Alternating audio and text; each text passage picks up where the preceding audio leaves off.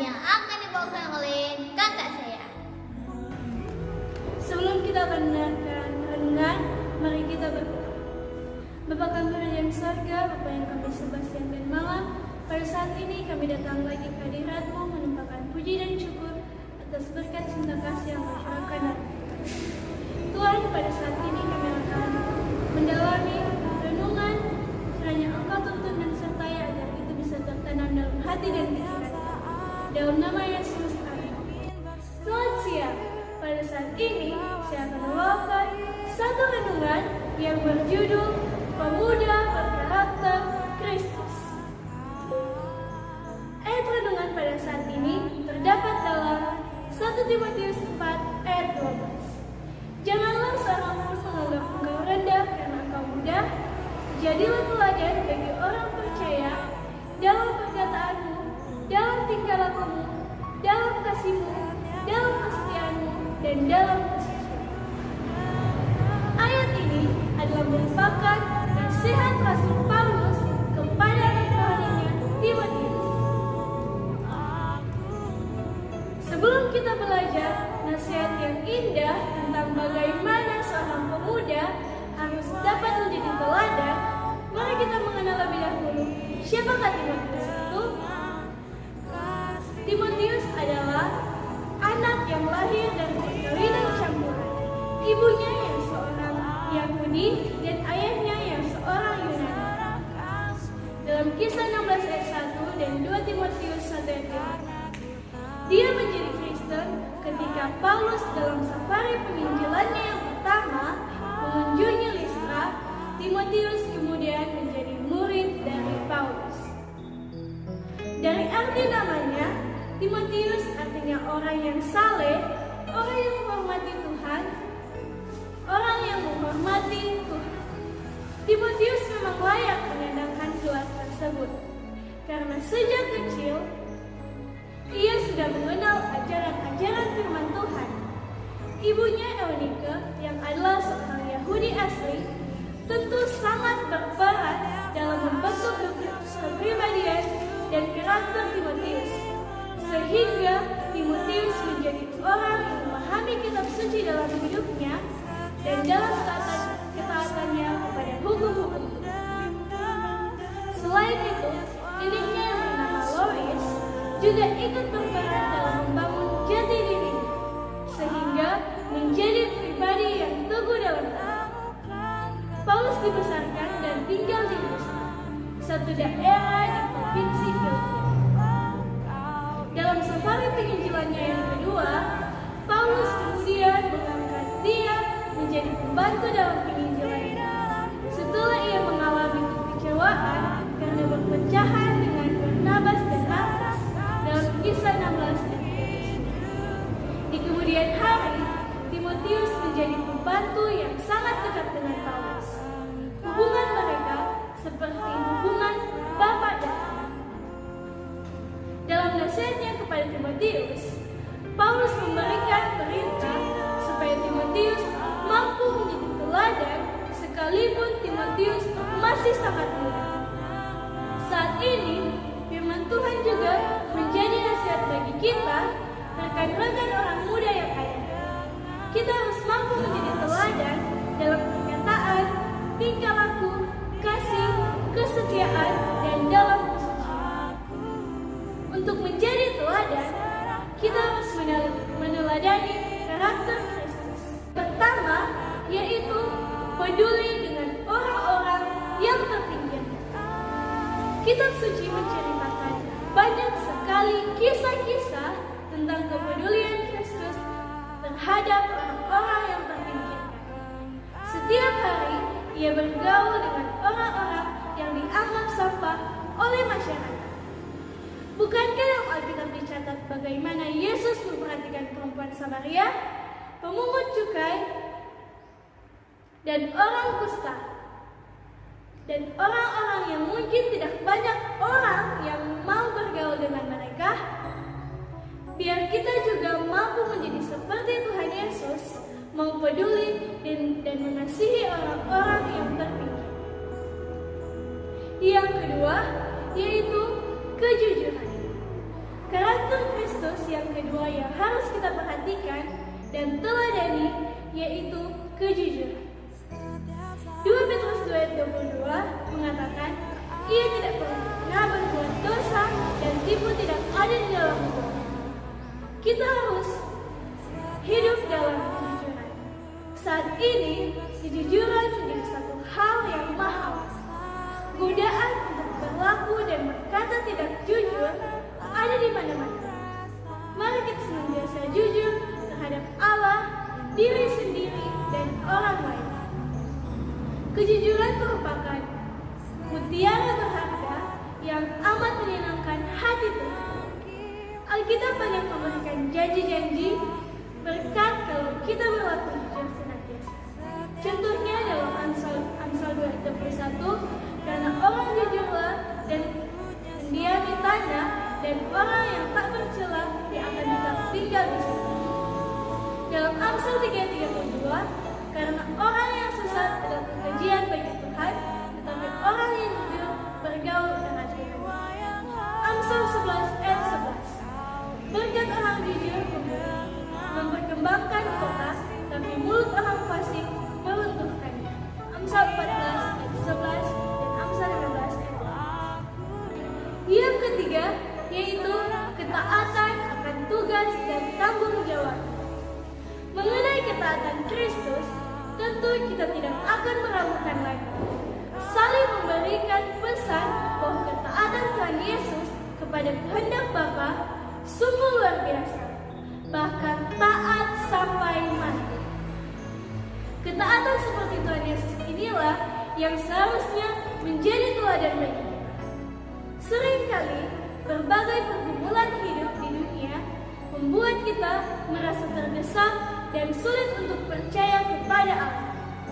Namun, kita diingatkan bahwa walaupun sulit dan menuntut pengorbanan, kita harus belajar taat kepada kehendak Allah. Kunci agar kita terus tertera kepada kehendak Allah adalah selalu berdoa. Sama seperti Yesus taat kepada kehendak Allah, kita pun harus belajar taat kepada kehendak Allah dalam hidup kita. Doa akan membantu. Yang keempat yaitu menunjukkan kasih-Nya kepada semua.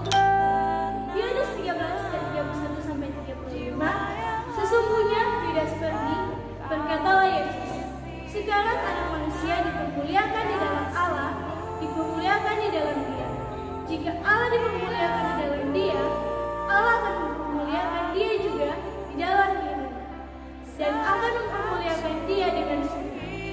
Hai anak-anakku, hanya seketika saja lagi aku ada bersama kamu. Kamu akan mencari aku, dan seperti yang telah aku katakan kepada orang-orang Yahudi, ke tempat aku pergi tidak mungkin kamu datang. Demikian pula aku mengatakannya sekarang juga kepada kamu. Aku memberikan perintah baru kepada kamu, yaitu supaya kamu saling mengasihi, sama seperti aku telah mengasihi kamu. Demikian pula kamu harus saling mengasihi. Dengan demikian semua orang akan tahu bahwa kamu adalah murid-muridku, yaitu jikalau kamu saling mengasihi. Kita harus meneladani kasih Yesus. Kasih Yesus adalah kasih agape, yaitu kasih yang tanpa syarat. Ketika mengasihi bukan kita mengasihi bukan karena orang lain mengasihi kita, tetapi kita harus mengasihi kepada semua orang sekalipun orang itu membenci kita. Kasih Yesus adalah juga kasih yang mau berkorban. Karena kasih-Nya kepada kita, maka Tuhan rela mengorbankan nyawanya. Mari kita meneladani kasih Kristus itu. Yang kelima, kerendahan hatinya sebagai seorang hamba. Yesus merupakan teladan utama kita dalam belajar hidup rendah hati. Selama hidupnya di dunia, Yesus selalu berjalan dalam kerendahan hati dan ketaatan kepada Bapa. Walaupun Yesus adalah Raja segala raja, tetapi Ia rela lahir di kandang domba yang hina. Ia juga memilih untuk menjadi anak dari tukang kayu. Bahkan pada masa-masa terakhir hidupnya di dunia ini, Yesus membasuh kaki murid-muridnya sebagai lambang kerendahan hatinya untuk melayani dan menjadi hamba bagi orang lain. Yesus mengatakan kepada kita, para muridnya, sebagaimana aku membasuh kakimu, maka kamu wajib saling membasuh kaki, yang mana berarti harus saling melayani dan merendahkan diri. Selain berarti kerelaan untuk tidak dikenal, kerendahan hati juga berarti kerelaan untuk melayani dan menjadi hamba bagi orang lain. Kita wajib saling melayani satu dengan yang lain dalam kerelaan bila ingin hidup dalam kerendahan hati. Salah satu bentuk saling melayani tersebut adalah saling mendoakan satu dengan yang lain. Karena itu, rendahkanlah dirimu di bawah tangan Tuhan yang kuat, supaya kamu ditinggikannya pada waktu. 1 Petrus 5 ayat. Syarat untuk mendapatkan promosi atau ditinggikan oleh Allah adalah hidup dalam kerendahan hati. Bila kita hidup dalam kerelaan untuk tidak dikenal dan melayani orang lain, maka Tuhan akan meninggikan kita pada waktu. Promosi yang sejati datang dari Tuhan dan bukan dari manusia. Bila Tuhan sendiri yang mempromosikan kita, maka tidak ada satupun manusia yang dapat menghalangi. Bill Goldhart mengatakan, setiap pagi ia membiasakan diri merendahkan dirinya dalam doa kepada Tuhan. Setiap pagi ia mengaku kelemahan dan ketidaklayakannya kepada Tuhan. Bill berkata, bila saya tidak merendahkan diri, maka akan ada orang yang senang hati merendahkan saya.